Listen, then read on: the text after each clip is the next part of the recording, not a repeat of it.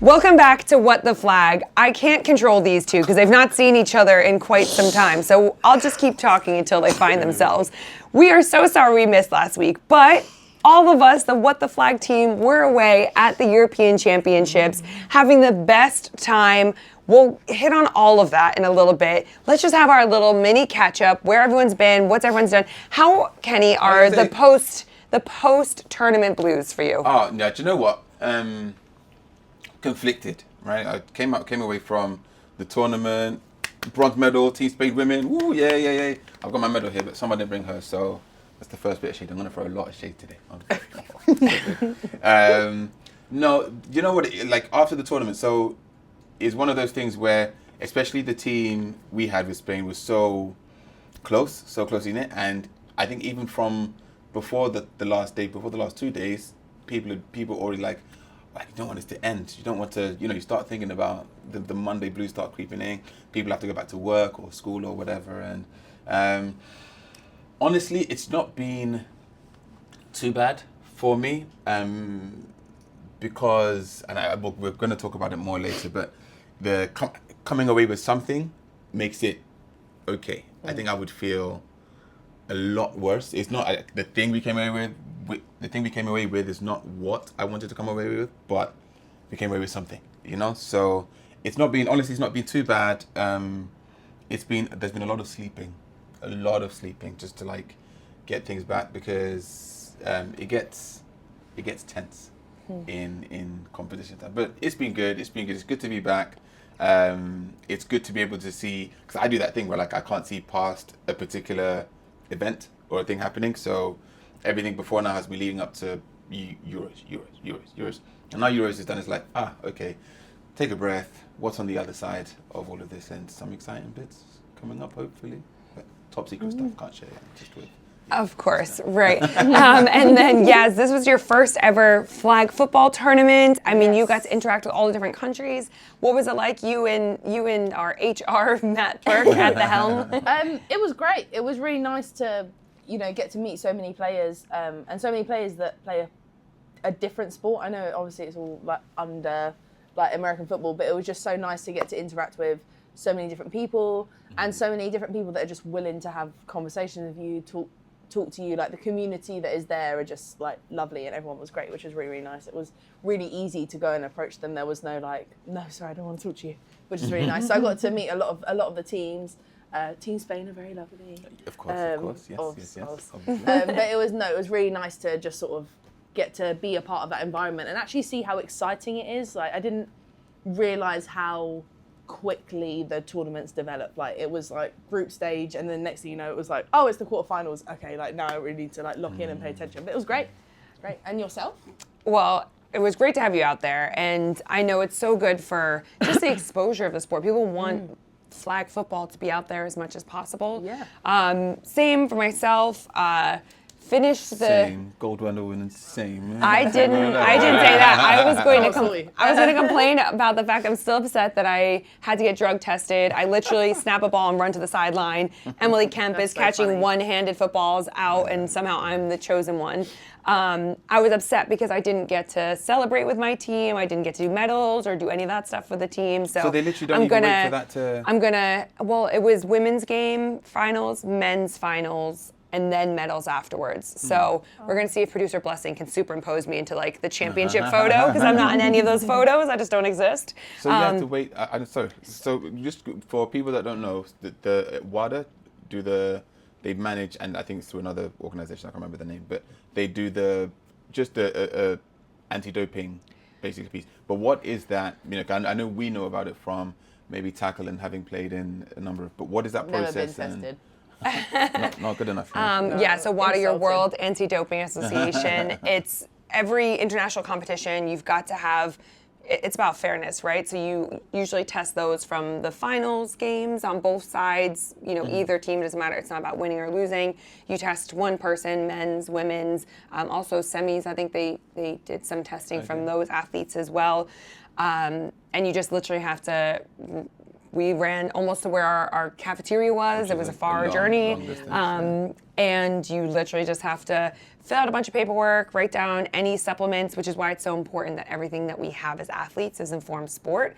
But it's still very nerve-wracking because you could have given me electrolytes and maybe it had something that was, I'm also a qualified coach. I couldn't give them.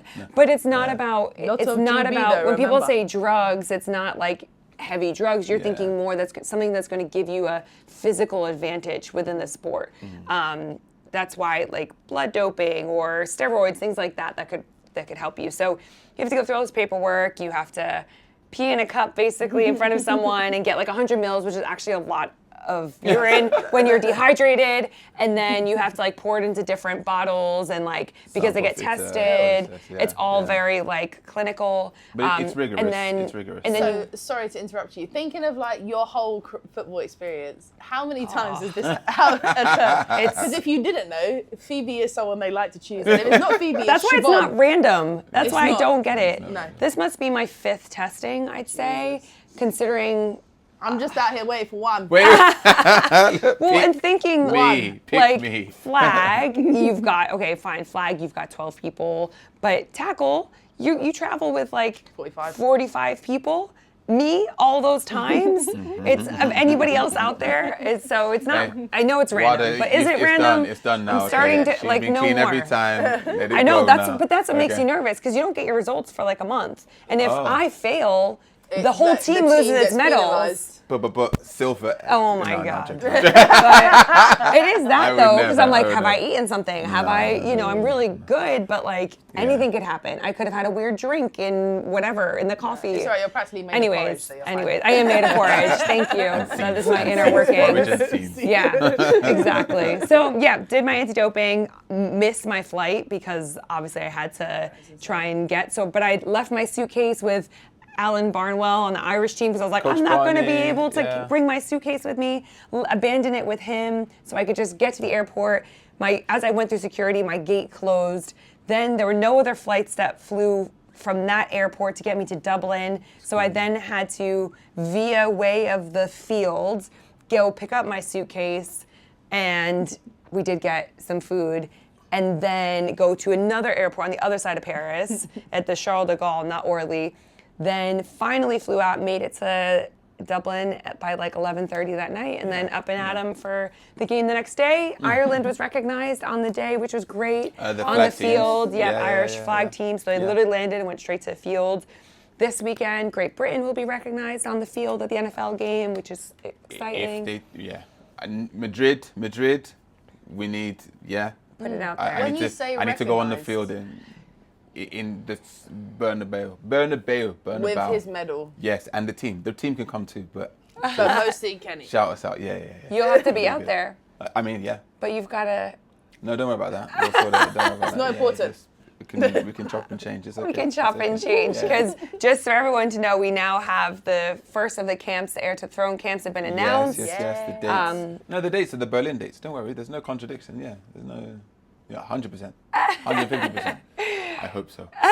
Those dates might change. It's definitely Madrid. No. I So you've checked got 3 times, so you've but yeah. got 3 different locations for the Yes. Heir to the Throne. London, claiming Northampton's as the Midlands, and then Manchester are going to be the 3 camp dates. So it's just, hey, it's going to be a day for everyone to come and just get better at flag. It's going to be lots of fun. We're going to have some great coaches there. But yeah, it's going to be life. We're gonna bring all the energy. That's what we need. Right, so let's actually dive into the competition itself. First off, I want to really acknowledge we had 9 different countries that were brand new, women's and men's teams that were brand new to the competition. It was fantastic to see the growth of Ukraine. Ukraine came in as a team who've now qualified for... 8th, yeah. Ooh, no, we were shaking the heads. No, they qualify for Worlds. No, they're on. Well, I don't know. Well, I guess No, in the they- world they- rankings, they- they become... rankings. In the world rankings, they'll move up. Yeah. Okay, obviously. I don't know because, if they've it was qualified for Worlds. but they have not. But Serbia, Slovenia. Yeah. I'm sorry, Serbia. I keep calling you Slovenia have qualified for the World Championships next year in Germany, which is going to be phenomenal to have them out there. But, you know, Turkey, who we've worked with before, they were fantastic. You know, we had Hungary, we had the Netherlands, who had their first appearance. Yeah. I mean, just to see the overall growth of the sport, 24 men's teams, 19 women's teams. Yeah, I mean, this was the biggest Euros that we have ever had. Yeah. Now, I would say the product looked phenomenal. There were some questionable behind the scenes for players that maybe were not ideal. I'll be honest. Say more. I'll be honest. Please, I never want to go to the bathroom in a bathroom. That was awful. And I'm sorry. Like, France is maybe normal for you guys. So it was. We have to explain. Explain what it is that we're talking about, please. So it's like, I don't know if they're traditional, but it's like, imagine you go into a cubicle where you think you're going to be greeted with a toilet, and instead you are greeted with like a ceramic plate with 2 foot like bits that you put your feet on. And then there's a hole in the ground that you basically have to aim into. And however you aim into it is up to you. You got to squat, But you got to squat like full 90 degrees, high rocks, squat. Like, it's awful. And then you press the button and then it Do you press the button? Did you press the button? Press it goes. Did you press the button? You have to. I was kicking that bad boy from. No. You didn't put your skanky bathroom feet. Also, you're a man, so think about the direction of travel. Yeah, so that's another thing. And the thing I could not figure out, and I still haven't figured it out, and I don't need an answer, is I think you do. First of all, there's so many questions. There's a whole issue of number 2s, biology. Right? That's a let's just put that. But do you are you facing the door or are you facing the door? But we have to face the door. Look at anatomy. Think about it. You have to face the wall. We face the door, unless you're doing acrobatics. Wait, let's just go back. Okay, to be very clear, you walk into the toilet, you turn and face the door, you squat, you go to the bathroom like that. That's not a problem. The bathrooms were the same in China. The difference here was that the water covered the entire floor. So like you were showering your feet up to your ankles. Facts. Oh, did you? Facts. Oh, you guys were in there. You have to, but you got to step back and like, I said, you got to press it. It was grim. But the other thing that I really disliked, there were 2 other things I really disliked. One, as they are unisex toilets. Yeah. So as you come out of the toilet, there are wall all of the men urinals. peeing against the wall. What is happening? And then there are glass the windows. So you can, if you're looking for someone, you're walking past, you're going, I wonder where this person is. Yeah, oh, they're peeing. They are literally peeing. Like as in adults, children, everyone walking past. Looking out the window that you are looking into. Eye contact. There was so much that happened. Yeah, awful. That was a wild. So it was either those or the Portaloos Portaloos that had been there for however many days. The Portaloos were probably better. They were better, but again, I'm talking very much from a man's standpoint. Like they were. Anything as a man is fine. Yeah, like I'm sorry, but then there were the toilets all the way up by the cafeteria, but they overflowed and broke. So the end. And I'm sorry we just took all that time, but it's very important to talk about the toilet situation. That's been a boiling point. Like it has. I never want to do that ever again. I feel like facilities-wise, like you have to choose what your perks are. I feel like they had so many fields, so I guess that was the major like selling point of that venue. For me, make it a 4-day event and have 4 fields. Get some better toilets. It is what it is. Take annual leave. And you know, I'm not breaking. There was the most uncomfortable. So CDMs they're called chef de mission. Mission is the mission. I don't know. Chef de French. Chef de mission. That's what I think. That's what I just said, guys. But we can play anyway. We found out that Phoebe can speak French. We found out randomly on the bus. Phoebe can speak French because her stepdad is French. Is that right to think? So randomly, the guy is driving. He doesn't speak English. And all of a sudden, Phoebe's like, what did she say? What did she say? And it was like, Phoebe, you speak French? She was like, oh yeah, I said that. Yeah. But there was one girl who was trying to talk to me at the end of the day after all the tournaments and everything when I was like, and she was trying to talk to me and I was like slurring my words. I was so tired. I was like, she's like, boxing? Like trying to like, oh my gosh, I'm not here to talk about boxing. But there was a call for all like the team managers basically and coaches and the chef. De Michon. Hey. Right? And it was the most uncomfortable because people were laying into. So the guy who basically was the manager of the park, who did one of the speeches on the opening night or whatever, was on the call, and they were just like, it got a bit uncomfortable because people were saying things like, "We don't know if this is normal for you, but it's not normal for us," do you know? And it was kind of, but at the end of the day, someone said to the extent of, I'm not naming any names, but I can say what they said. They were like, I dread to think that the caterers who are serving our food have to go to these same toilet situations because he said, if this tournament went on for a few days longer, people would be ill. Like, there's no way to keep everything. And then I'm not throwing shade out. The food was the food, okay, the food served the purpose of what it was. Yeah. Sustenance. That's so diplomatic. It did its job. It kept people from starving. There was one meal that was really good. No, but it was just. I think we have to be just honest. It was the whole. There's a word you could put it. Yeah. Think about what he's gonna say. He just can't say it because it's not PG. It was not. a show. Because there was more shows. There was the fields. So the warm-up fields you didn't get the opportunity to see those, but our warm-up fields were grass pitches all the way in the back that were lined with the world's largest goose feces. Other animals. I'm not really sure what was happening out there. We literally warmed up on it once, and then never again. Never again. Can I lower the tone for 1 second? Okay. And I apologize, guys. I apologize. Those listening, I'm sorry. I didn't know that birds lay like eggs. No, that it was that large. The feces. Oh, yeah. Turds, you know, like that's the only word I can. They were the world's largest geese, though. Like they were huge. I didn't see the birds. They were huge. There was so much. It was like you couldn't. You know, we couldn't sit on the floor. You couldn't do anything. You couldn't. I'm sorry that this first half has just been a crazy chat all around different forms of feces. What kind of so show? Maybe disclaimer. But I have to put it. Maybe skip the first one. It was back. We had the footballs out, and I was like, you can't snap the ball because there was literally there was so much poo just everywhere. Yeah. That you couldn't find space to put a ball down to snap it.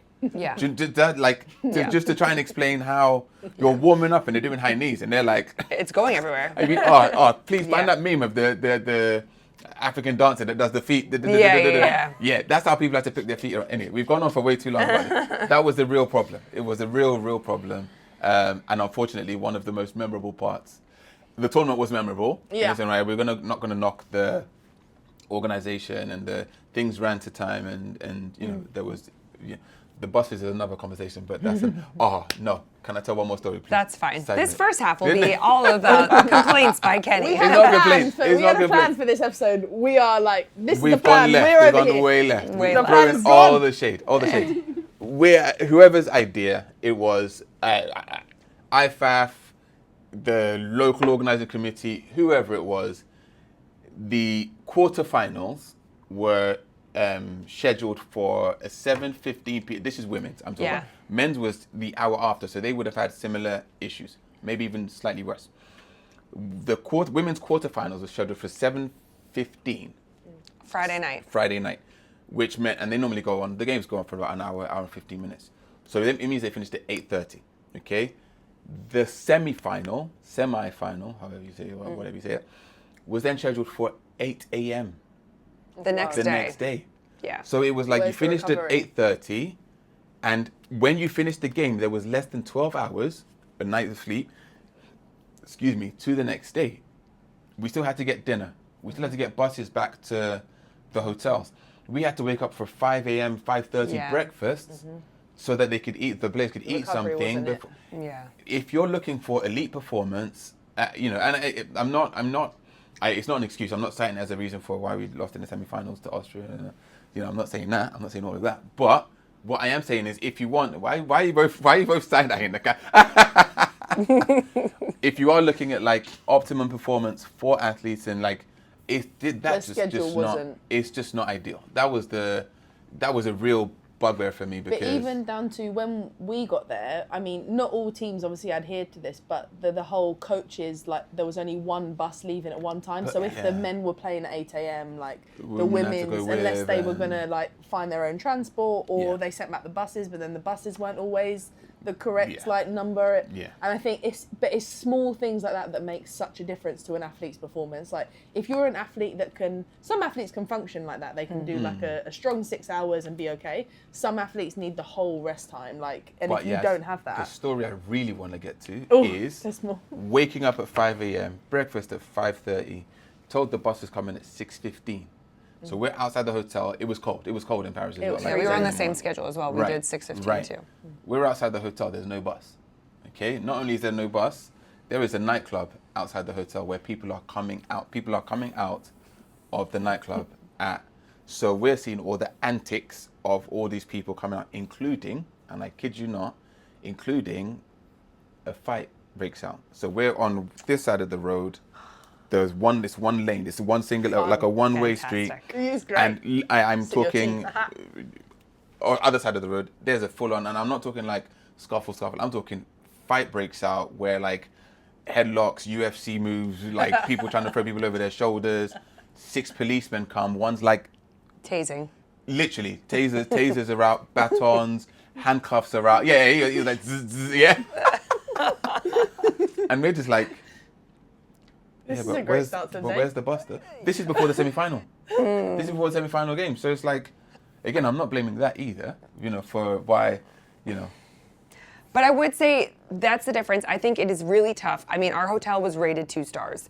And we literally had 3-1. Yaz was okay, and just for clarity, nobody by the name of Kenny said that he wasn't in the same hotel that was terribly rated. And because when Yaz was looking for a place to stay, we said, yeah, of course, just stay with all of us. We're all staying together in this great hotel. I was outraged when I saw the start. Kenny was not staying with us. I didn't say we were staying. I didn't say I'm the different team. What you mean? Yes. Doesn't make a difference, bro. I thought we were a team. You know what I'm saying? So we stayed in this hotel, which had an upstairs. So you come in, you have like a bed, one bed. You have to go up the world's tiniest stairs. If it's the size of this table, it is maybe a foot wide. Our wonderful quarterback Brittany fell down the stairs day one. Yep. As in. Yeah, on her bum.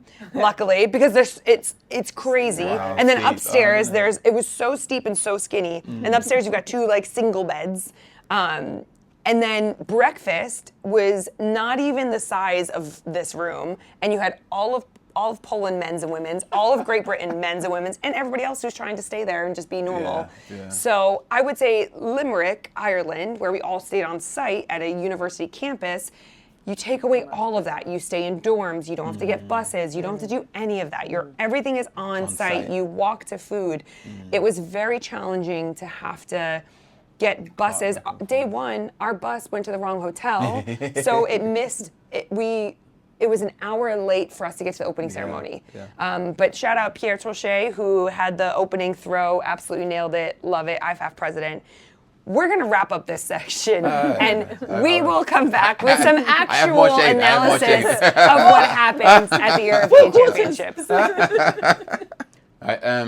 The quote that we've gone for today is one I used in, I did put up a post about some of my players. The Spanish ones, no, some of the Spanish players. But I think it really applies to a lot of people. It's a super famous quote made famous by the movie... Coach Carter. Coach Carter, what she said. And I'll just read it. I love the idea and the concept in it. It says, our deepest fear is not that we are inadequate. Our deepest fear is that we are powerful beyond measure. It is our light, not our darkness, that most frightens us.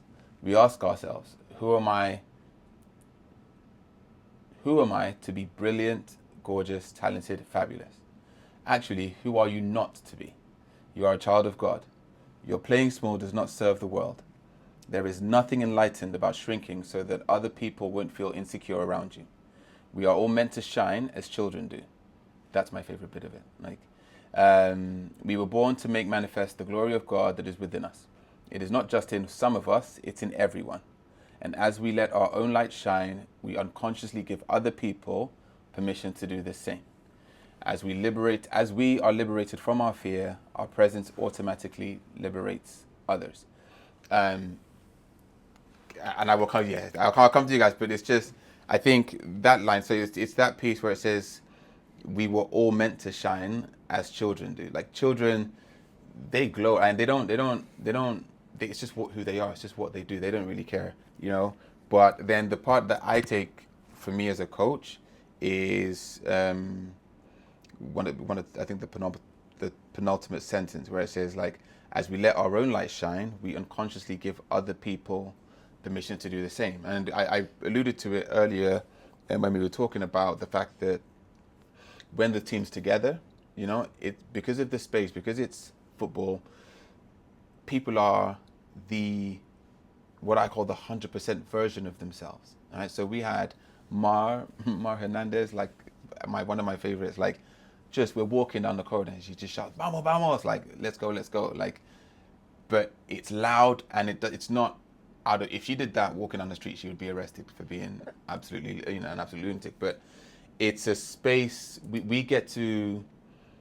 Being in those competitions, in those moments with those players, those teams, everyone around us, we get to see people at their most exuberant, at their fullest. Like, you can be every inch of yourself, you know? And as you do that, you give other people, you know, the permission to, like, do you, but do you to the fullest, you know? And that's what so that's I don't know, your guys' take on that. Because we've all seen it in a movie, so, you know, but it's so, full and rich. I mean, I love the film. I don't know, I feel like there's so many different parts to take from it. I really like the bit that you brought up about we're made to shine like children do. And it makes me think of, you know, like when you've got like a little like kid that's like 4 or 5, and then you're like, oh, you did a good job, and then they're just like smiling there with their toothy grin, like, yes, I'm literally the best person in the world. And I think sometimes it's a shame that, like, we're not always like that when we play, and we don't always remember that. Like, we're in these positions because we are like the best, one of the best, if not the best. Like, why don't we allow ourselves to like shine more and like let people know how amazing we are? I think it's a really like tricky space sometimes, because I think it's that line, isn't it, between like confidence and arrogance. And I think no one ever wants to be perceived as being arrogant or like giving themselves more credit than they're worthy of. So they just sort of like tend to shrink a little bit more in those moments, maybe. I don't know. I mean, I think both of you kind of hit the nail on the head. I just think for me, sport is where you can be your authentic self. You don't have to think about anything else. There's no work, no regular life. And so you're in this completely free state, essentially. And I think that's what allows those elements. But you're right. I think the thought around, like, when you let your light shine, you also light the way for others as well. And I think that's almost the energy, and it's contagious ultimately. I'm going to say something nice about everyone in here, for you as well, and HR, Matt, we miss you. But if you've ever heard the story of like when one of the first times I met Phoebe, but it's the same for you, Blessing the same, Matt the same, like there are certain people where when you're around them, like the light just shines, like whether they're not,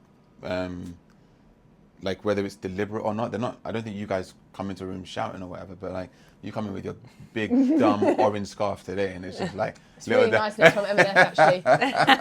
But it's just like you know, and it lifts people up. So like I think it's a good challenge for everyone to try and be someone that just by your presence people feel lifted. You know, that's the cool thing. So there you go, guys. I know, guys. Well done. I feel lifted, lighter when you're around. Good. Next.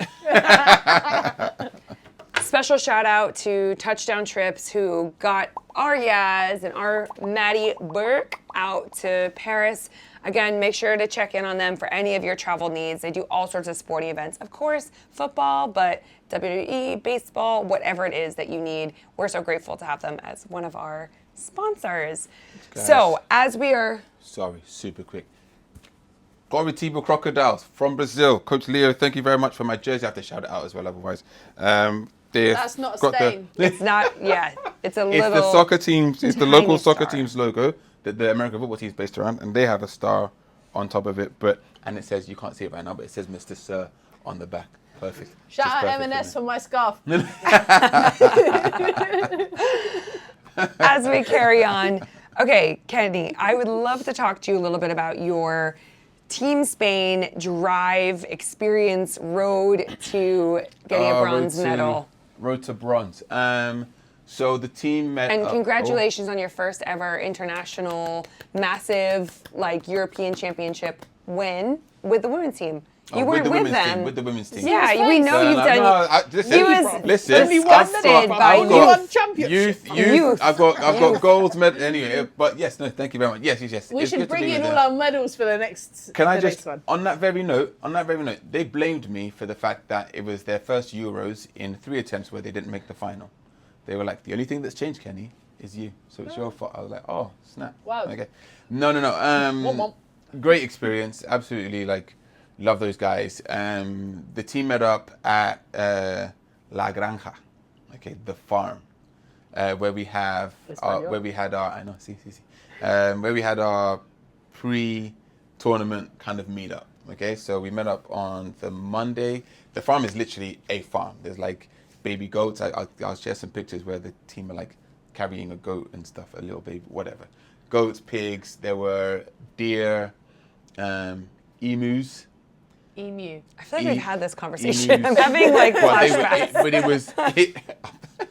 I've spoken about it to you. I think not with everyone. Emu. But there were 2 emus, and one was called E. And the other was called Mew. Absolutely. There was a pig, donkeys. Journey It was to Euros. No, I'm getting there. But I'm saying 6 minute window. It's a farm. Like it's just being honest. We've spoken about like sleeping space and stuff. Not the most comfortable space to stay. And I'm giving this to say I feel like every team has to overcome challenges, difficulties because. It would be great to see what the players are able to do if they have the resources. I'm not throwing any shade here. I'm trying to be good for this one. If the players had all the resources that they need. From Madrid to Paris was a short. I thought it was like a 45-minute flight, but it wasn't. It was almost that's closer the UK to like. I know. It's like you're up and then they go to landings and then it's like. So I thought it was the same. Thanks. It's not. It was a longer flight from Madrid to Paris, but we landed on the opening ceremony day. Because of delays of the buses, etc. Almost 2-hour wait at the airport, which gets busy when you've got like a men's team and a women's team. And That airport was also crazy. Like it made no sense. No comment. No, But they did have my favourite macaroon place, so shout out Lingerie. all the shout outs. I love it. From a women's team standpoint, we knew that the game that we had kind of marked in our calendar was the game against France on day 2. So on day 1 we played Poland, Norway, and Sweden. I owe Sweden an apology because we ran a play. We call it the Chinese Wall, where you're meant to just take the sack to like make the clock run, but they all came super close. And then when the blitzer went round, one of our receivers decided to run a route, and then the QB threw it, and then it looked like we tried to do like a fake kneel down situation, which was less cool and not what we're about. But the tournament was a tournament. That France game was, I don't want to exacerbate the stereotype, but Spain starts slow. Yeah, in terms of tournaments, in terms of days, it's always a slow start. So it was our first game that second day. France played 2 day 1 and then played 2 day 2. We played 3 day 1 and then had France day 2. I would always choose to have a game played before I need to play the one that is really. But no, so in all fairness to France, like they had our number, like up, down, left, right, every which way. They beat us in that game 33-22. We did not expect to lose that game, and everything else we planned off the back of that in terms of what we expected to happen in the other groups and who that meant we would meet in the quarters and the semis, then just flipped upside down, because I said I was going to throw some shade. Like, it's my opinion that GB had a super easy run to the finals. And yeah, that was actually because of the fact that we lost in that game to France. So it changed who we were supposed to play and the size I don't think I disagree. I think GB overshadowed their teams until they hit Austria. I think that was really their only your only competitive game. super big game. But and having I think said there was so much riding on that game as well after Worlds as well. Yeah, but having said that, in all fairness, the thing I will say is, because I spoke to head coach Jack Reed in between one thing, he makes me laugh. GB had to you beat France handily in the semis to get there. But I said to Jack, handily, it was down to like 30 seconds left. So it was a close game there as well. I would say most of our games were close, apart from Serbia. But I don't. I don't think they should have been though. Thank you. Which is. I think as a team, skill-wise, like your skill set before you even played overshadowed most of the teams you're playing with. I was surprised how close some of those games were on the lead up to. I feel France was a good game, and then obviously Austria was a great game. But I feel like if on paper I wouldn't look at those teams and think that you would be competing to the level that you had to compete against them. Yeah, I think you're. Yeah, and maybe we'll ask that question when you do the GB segment. But the semis was the quarterfinal was against Germany, who play a very interesting style. I think they played the most unique style with two very clear QBs, both not particularly mobile, and we were again that went okay. The Austria game, I've complained about it in the first half. Like, was it 8 a.m.? Yeah, that was just not a good game. Similar to the first France game. And then I brought us to the bronze medal game, which was, personally, I feel, even looking back at it now, one of the most complete games I feel I've called as an offensive coach. Every time we had the ball, we scored.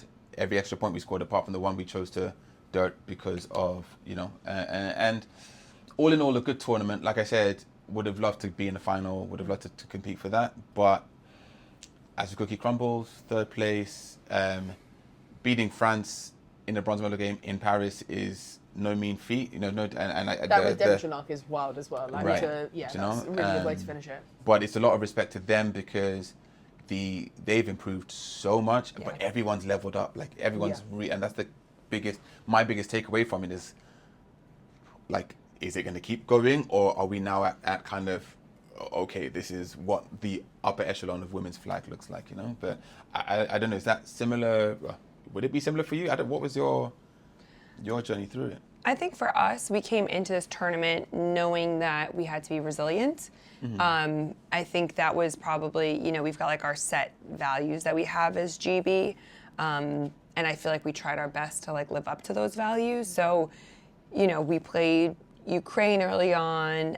We had Czechia. I think France for sure was our most competitive game. I think the biggest thing, playing Turkey was great. I think for us, and what at least my messaging was to the girls when we made it to the finals, was pretty much almost every single game, apart from Slovenia, we in those last 2 minutes were having to run 2-minute drills. And we'd started that in Ukraine. So in Ukraine, we had failed to complete some of the challenges. So we didn't have a backup play that we wanted. So, where you get lined up, you don't have enough time, you've got to clock it, whatever that looks like. Mm-hmm. We didn't have a backup play. So then next time, all right, well, now we're going to take a step forward and improve on that. We're going to have a play that we go to should we have no time left. Mm-hmm. We need to get out of bounds. We've got to score, like those got to have it situations. And almost every single game we ended up playing in, we ended up in this weird 2-minute mode that actually really just prepared us for the finals. Yeah. And I think for us, having the confidence that we built from that resilience of being through all of those games, having that experience of, hey, this is what we're made for. We're made for these 2 minutes. We're made to put it on the field like this. I think that's what, gave us the opportunity to just take it home in overtime, because it wasn't any different to anything we'd experienced all weekend long. Yeah. And I think that whole visualization, those reps made such a difference. And I can't give our team, Jess, our quarterback, enough credit. I mean, Jess Allen, keep in mind this is her second international competition, her second year of playing as a quarterback. She's been working really hard on the side to, how do you block out the noise? How do you stay in the moment? And I think she did a phenomenal job. I'm not saying for all of us that every play was perfect. I made mistakes. Every one of us made mistakes. But our ability to overcome and to believe and to, even in overtime, we still felt like we had a chance. And essentially we were tied, got into overtime. We went down, scored, and went for 1. And then Austria went down, scored, and went for 2. And because they didn't get the 2, that's why we won. Yeah. But that belief that, hey, we still got this to the very last second, I think it was, I've never felt this team be as strong as it is. And for sure, there's playmakers on both sides of the ball, right? Like, we can't take that away. Last Euros, we didn't have Grace Conway. She had injured herself, and so she's playing. Emily Kemp is a stud. Defensively, you've got Hannah Elliott, one of our rookies. Jacobet having big plays from a blitzing, everyone. So basically what I'm hearing is that you manufactured close games to build the... Yeah, intentionally or unintentionally, if you look at all of our games, we would literally get into the huddle and be like, all right, this is what we need. Okay, we need to be able to get out of bounds. We need to be able to score here. We've got this much yardage. Like, because we'd had those reps, it felt like it wasn't any different when we got to the finals. And that's where I think in a lot of ways, I think if we did not go to the World Games, we would not have won the Euros. 100%. Like, because the repetitions that we got at the World Games, the ability to play together, and I know Kenny's frustrated because obviously Spain did not go, but also not even before that, we had our camp out in Boston. If we had not had our camp out in Boston, we would not have beat Japan. So what I'm hearing is time together in competitive matches matters. Is that's... It is. Yes. It is. Yes. And we will definitely, next week, we're going to have more conversations around the men's side, the women's side overall. But I just think huge congratulations, Coach Kenny, Team Spain. Huge congratulations to Great Britain. And huge congratulations to Yaz on her first ever flag football tournament. And we hope that you enjoyed this as much as we enjoyed this. And we will be back next week for some more What the Flag. Part 2. What the Flag's first tournament, 2 medals, let's go.